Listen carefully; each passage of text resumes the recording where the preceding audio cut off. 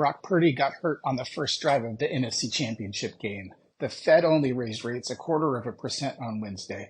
Already, experts are predicting a turnaround in the real estate market, and you only need 3 roommates or 4 minimum wage jobs to afford rent on a median price 2 bedroom apartment in Napa County. Oh, yeah. And according to Forbes last month, Vallejo is the sixth best place to live in the country. State. Excuse me. Today is February 3rd, 2023, and this is the Peterson report. As expected, the Fed announced Wednesday that it was only raising the short-term interest rate by 0.25%. This is the clearest signal that I've seen that the Fed is getting ready to ease up on continued raising interest rates later this year. Most metrics are showing that inflation is slowing and getting to the 5% target that the Fed has been shooting for. As Mike Conzal, director of the Roosevelt Institute, tweeted, the Fed has lost its excuse for recession. All of the good news has the current mortgage rates in the low 6%. Unless things go sideways, always the possibility. It is extremely likely that mortgage rates will be in the mid 5% by the end of the year. However, I don't think that there will be a lot of volatility over the next 11 months. Rather, rates will slowly decrease and then hold steady. Don't expect to see the rates fall as fast as they rose last year. Nothing ever really does it? Just take a look at gas. However, if you are looking to purchase, I would encourage you not to try to time it so that you are getting the lowest possible rate. Mortgage rates can have dramatic day-to-day changes, or in the case of last summer and fall, they can have hourly changes. It's best to see what you can qualify for now, today, and then lock in a rate once you're in contract. And there are programs out there where you can pay to lock into a rate prior to getting into contract, but it's best to ask your lender about how those work. Rate buy downs are also a thing right now, but I'm getting off tangent. Here's what I'm moving towards. The headlines for the past week have been all doom and gloom. Fewer units, month over month, price declines. Yes, prices dipped in December, but that reflects where the market was in October. And the data is just coming out now in February. So interest rates back in October and the end of September were above 7%, and sellers were still pricing homes like it was the spring. And so it's almost impossible to fathom a situation where prices and units sold didn't dip at the end of last year. Nevertheless, most data shows that prices are holding steady, if not on a rebound itself. There is an interesting statistic that I heard earlier this week that's really worth paying attention to, and it's really about new inventory. So Mike Simonton with Altos Research provided data showing that through the first month of the year, inventory was behaving more like the pandemic years, 2021, last year, than it was during the pre-pandemic. And that means that new inventory is continuing to lag behind where we expect it to be at this time of year. This week is historically the bottom of the inventory trough, but right now it's looking like inventory might not have bottomed out yet. So what does this mean actually?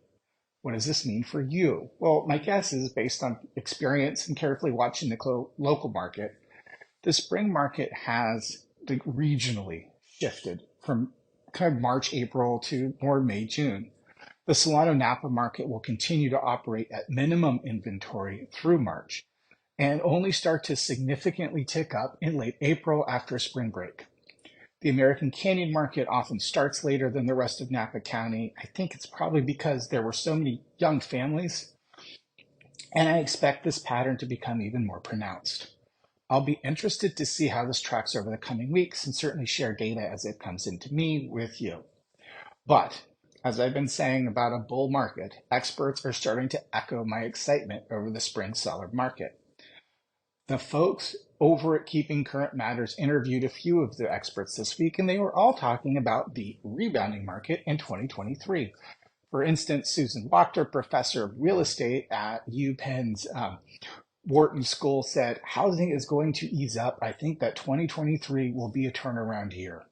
Robert Dietz, chief economist and senior VP over at the Home Builders, remarked that in the coming quarters, single-family home building will rise off of cycle lows as mortgage rates are expected to trend lower and boost housing affordability. All of this leads me to ask one question. What exactly is the market rebounding from? Yeah, the last half of year of 2022 sucked, but the market didn't exactly crash. We are absolutely in a transitioning market, no question, and it will continue to do so for the rest of this year and I think into maybe the first quarter next year. But that transition is as much a mindset as it is grounded in any actual fact. Like I've been saying, I am extremely bullish on the market moving forward this spring.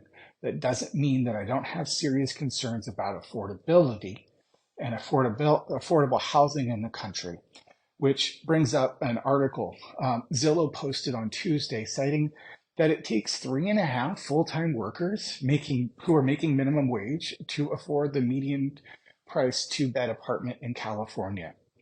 That's about $22.75. At the Lodge in American Canyon, the cheapest two-bedroom, one-bath apartment is almost $2,400. So that means that someone working at one of those wine warehouses by the airport would probably need to get two or three friends, preferably a couple with a side hustle, to be able to afford that. And so I'm bringing this up because over the last week, there's been kind of a kerfuffle on American Canyon happenings regarding the Napa Cove apartments and that are currently being built along Melvin Road. And I get the frustration, I really do. The city does an incredibly poor job communicating to its residents regarding these types of projects. They did a horrible job with Village at Vintage Ranch, and they did a poor job with this project. If I remember correctly, there was only one resident along Melvin who actually spoke at the Planning Commission meeting last year, and that's just because they're at every single meeting. I happen to think that the current CityCom person does the best possible job given the amount of work that's thrown their way. This lack of communication comes from the top. It really starts with council, and it's a historic problem, and it needs to change. That being said, I support this project 100%, and I submitted a letter at the time, and I'm still in favor of it. There are some deficiencies in it, but I don't want to get into the weeds on those. The fact is, there is a desperate need for more housing, especially for more affordable housing in the US overall, not just California. We have been underbuilding for over a decade, and the only way to ease the affordability crisis is to build more homes. It kills me to lose open space, but what are the alternatives? And for all the concerns about traffic, completely legit. But one thing to keep in mind, the super majority of poor people can't afford to drive. They can't afford a car, insurance, or gas. So perhaps the larger issue here is the lack of quality public transportation helping people get to where they need to go, not necessarily the need for more parking spaces. Given the debate on Facebook, I'm reminded of the inscription at the base of the Statue of Liberty.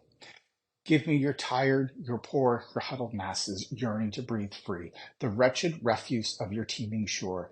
Send these, the homeless, tempest-tossed to me. I lift my lamp beside the door. In the end, the answer is not to send everyone to Vallejo, even if it is the sixth best place to live in California, according to Forbes. And while that particular designation shows just how out of touch the editors over there are, it also shows how hard the elected officials and staff and residents are working to change Vallejo's perception. There's a lot to be disappointed in, much like American Canyon, but there's also a lot to be hopeful about. Just take a look at Mare Island. A couple of weeks ago, I took my wife on a date to the coal shed. Yes, we go on dates. And we ended up at Mare Island art class. Not only is it a gallery, you can actually learn how to create your own art for a fee, of course, but it was totally cool. You get out of your community what you put into it. And I see a lot of people in Vallejo trying to get something wonderful out of Vallejo. And, personally, I love that I get to reap the benefits. But that's all for this week's Peterson Report. Have a great weekend off of football, and I'll see you all on the flip side.